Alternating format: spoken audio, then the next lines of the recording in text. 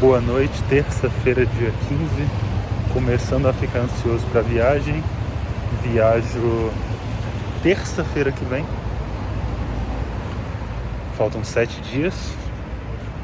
E hoje tive um atendimento com a Nanda, do canal Direção ao Ser, da qual eu sou enormemente fã. Então, se tu pesquisar Direção ao Ser aqui no YouTube ou no Instagram, tu vai achar de qual pessoa eu estou falando. E acho que foi literalmente o papo mais difícil que eu já tive na minha vida. Ter sido confrontado com perguntas tão diretas e íntimas é muito estranho, saca? E pra mim o mais estranho é a liberdade pra falar de forma 100% honesta, sem nenhuma tentativa de máscara ou coisa do tipo, talvez apenas mudando o sinônimo de algumas coisas. E isso tá me fazendo refletir, um dos motivos do papo também, na questão da confiança. Confiança, a origem dela vem de uma palavra chamada confidere. O fidere significa de acreditar, e o com, ele vem de intensidade, então é a máxima intensidade. Então confiança a gente pode analisar ali como acreditar na máxima intensidade. E querendo ou não, qualquer tipo de relação que você tenha com alguma pessoa que você deseja que essa relação seja mais próxima, vai ter que ter esse certo nível de confiança aumentando. E querendo ou não, é uma das coisas ali que eu mais vejo uma certa dificuldade. Então é meio que o oposto, né? No sentido de buscar relações mais profundas, mas não tá pronto a ponto de confiar e ter relações profundas. E o papo da conversa se girou basicamente em torno disso e das raízes em volta disso. E é impressionante como nosso cérebro busca formas de repetir os mesmos comportamentos. Enquanto eu conversava com ela, eu notei que há diversos cenários da minha vida que eu ajo literalmente da mesma forma.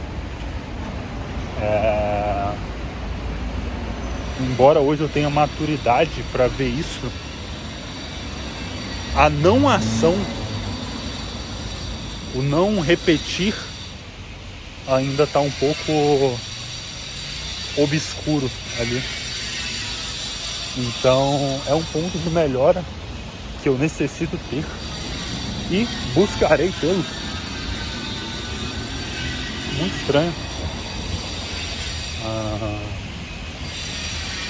Tudo que envolva essa parte de confiança. Mas uma coisa interessante é o quão estranho foi essa relação específica com essa pessoa, né? A Nanda, no caso. É estranho pra mim, que tenho essa certa não, né?